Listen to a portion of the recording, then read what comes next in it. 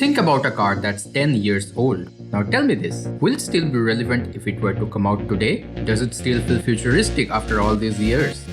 The Porsche 918 Spyder does. With just 918 examples built for the entire world, you are unlikely to even see one in real life.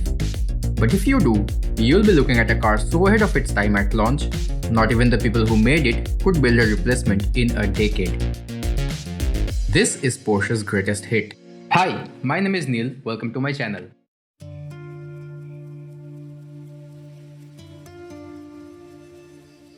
Day 5 here at Spa-Francorchamps and it's time for a hypercar.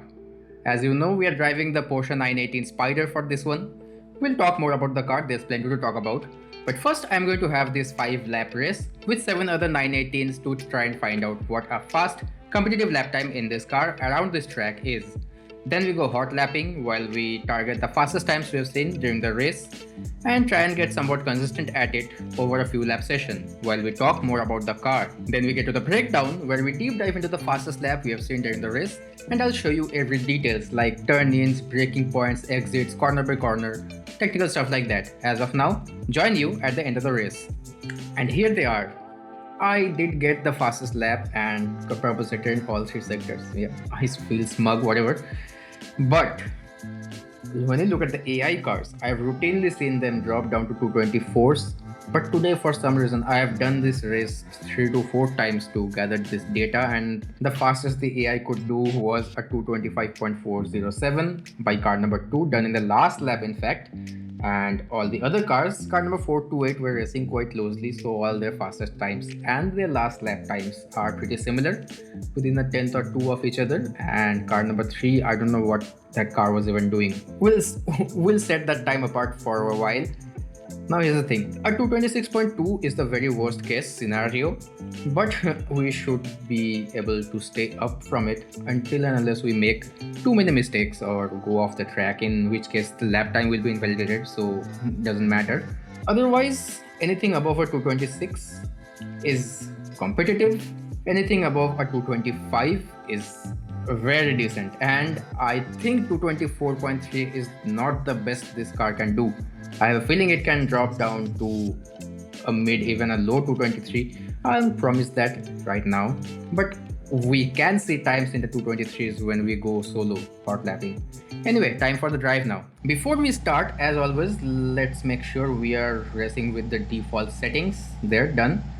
As always, we'll leave the tires at default. Hypercar Trofeo is the default option. There's also the Hypercar Road, which is slower, has less creep, but we'll go with Trofeo because that's what our benchmark times are set on. We're going to change 2 things here. One, add more fuel, make it 50 liters, and go to electronics, turn the traction control off. The other thing you can see in the electronics department is the MG UK delivery, which is by default set to a race hybrid mode. The others are hot lap and sport hybrid. Yes, we can change that. The driver has access to that, so we can. It's not a mechanical change, but we are not going to do so because it changes the fundamental way the car puts down power. Anyway, that said, I say it's time for some hot laps. Alright, we have started our session here, and man, does that engine sound absolutely sensational. Yeah, don't hate comment. I know this is a bit of a cliche at this point.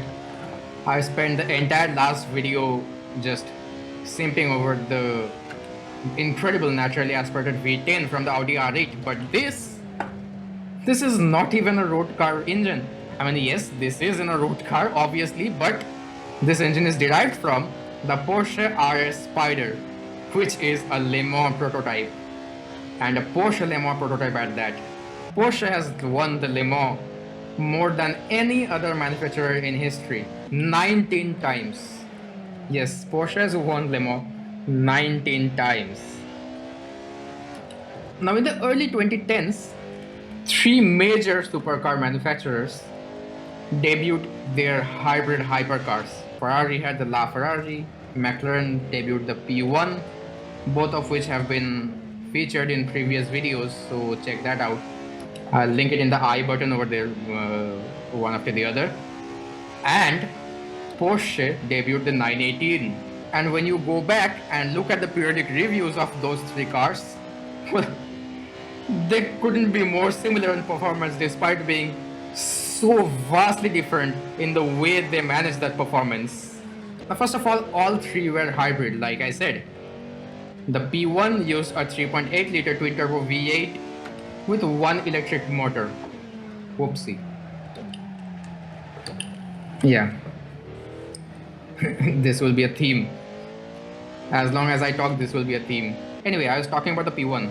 Just like the P1, the LaFerrari also had one electric motor working in conjunction with a 6 liter or 6.5 liter NA V12.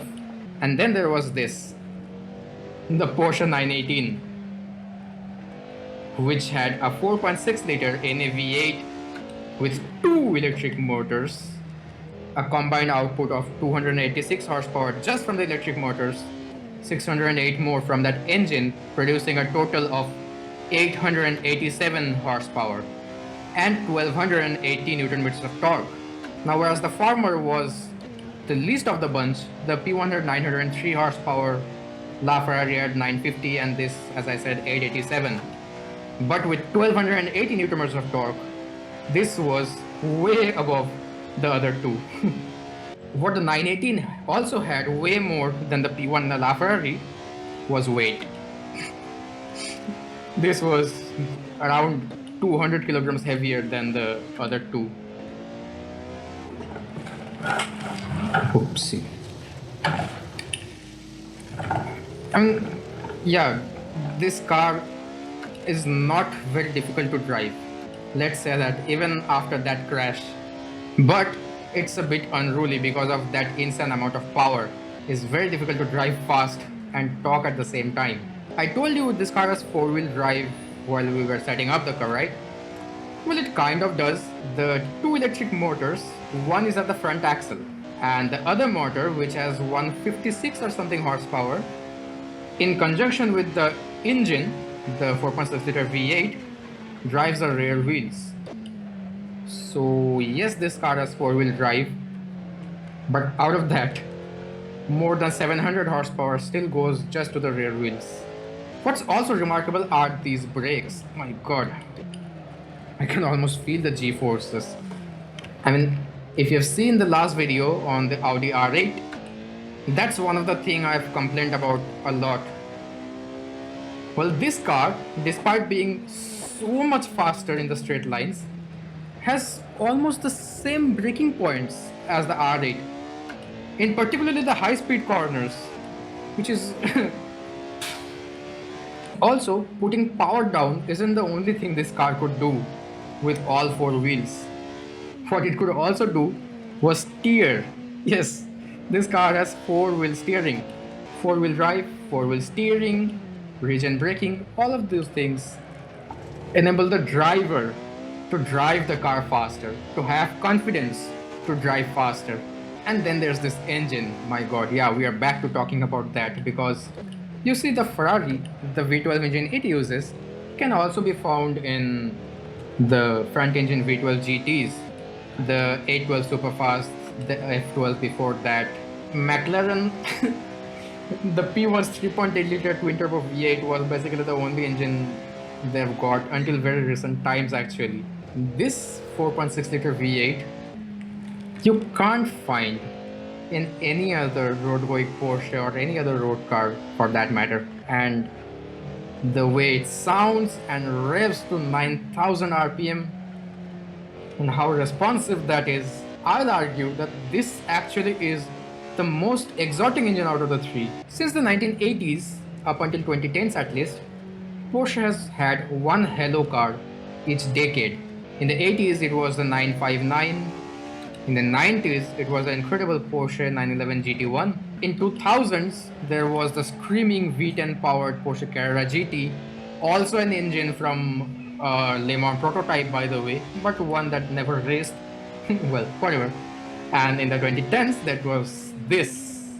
For the last few years everyone's been speculating that Porsche is working on a 918 successor, but still no official releases from Porsche about that. It's been about 10 years since this car's debut, more than 10 years since its debut actually.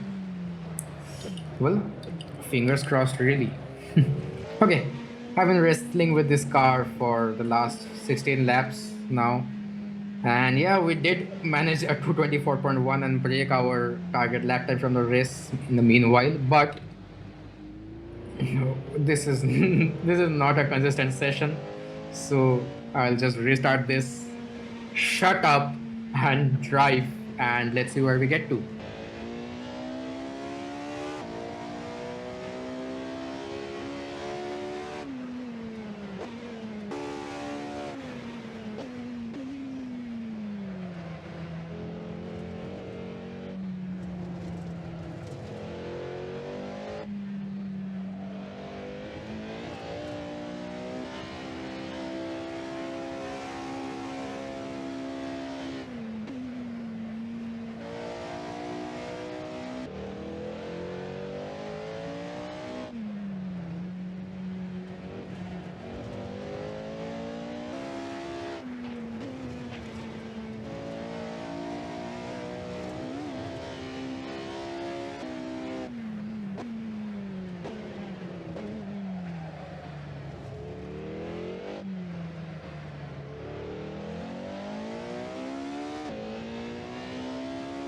Alright, let's conclude at a nice 15 laps.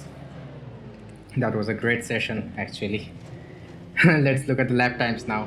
Well, turns out my camera or my phone ran out of memory in the middle of recording. That said, here are the times. And right off the bat, the session didn't start very well. In the second lap, I went off the track twice. After that started coming the good ones. I told you while looking at the race times that you may expect some of the times in the 223s. What I didn't expect was how many of them were going to be the 223s. Lap number 10, it was still a decent time at 223.8, but it was invalidated. I went off track in the penultimate corner of all corners. Anyway, lap number 9, a 2 minutes 23.022 was my fastest time, and here's the breakdown. Across the line on the start finish straight to start the lap. Brake just before the 150 marker on the left for turn 1. Release at entry. Try to use more of the inner curves than I did. Floor at the exit. Coming up is turn 2, 3, 4, the famous Air Rouge. Brake right where the inner curves of turn 2 start. Release and back on throttle at turn 3, flat out through turn 4. By the way, the road legal hypercar lap record here is held by the Pagani Huayra BC Roadster at 2 minutes 23.08. The only car faster is the Radical SR8 LM. Just saying. Brake halfway between the 200 and 100 markers on the left. Release as you enter turn 5. Use both the inner curves of turn 5 and 6. Modulator throttle and floor it at the exit of turn 7. Brake at the 100 marker on the left. Release as you enter turn 8. Modulate the throttle, have patience and floor it at the exit.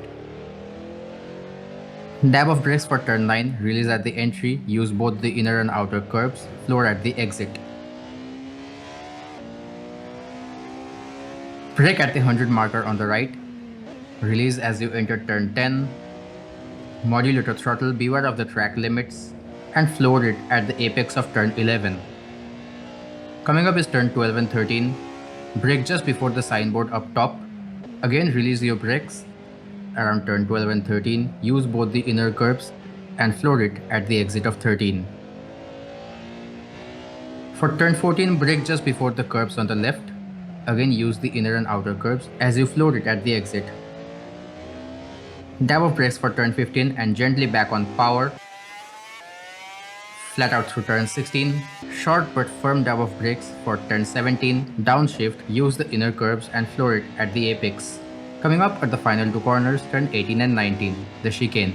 Brake at the 150 marker on the left, release as you enter turn 18, modulator throttle, and floor it at the exit of turn 19, as the top mounted exhausts spit flames and thrusts you across the start finish line in a 2 minutes 23.022. So that's it for today. Let me know your thoughts about this video down in the comment box below. Also, if you have a favorite car or track that you want to be featured in this channel, let me know about those as well and I shall try to cover them. While you're down there, consider subscribing and hitting the bell notification icon. Hit like if you liked it, share if you loved it, click on that box somewhere down there to watch another video of mine that YouTube thinks you should check out. and click on that box right there to binge watch all the episodes of the How to Hotlap series. I'll see you there. Until then, drive hard, drive safe. Take care.